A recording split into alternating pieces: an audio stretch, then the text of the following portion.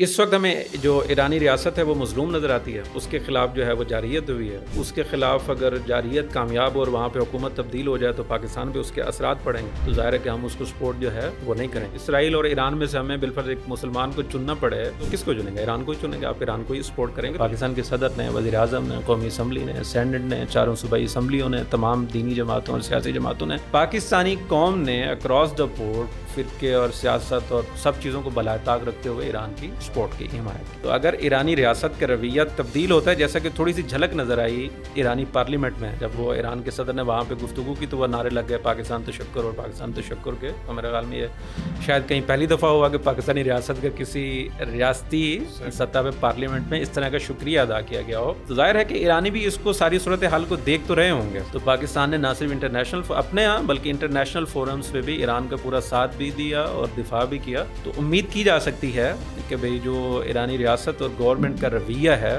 وہ اس صورتحال کے بعد بدلے گا اور ذرا بہتری جو ہے وہ ہوگی پیدا انشاءاللہ۔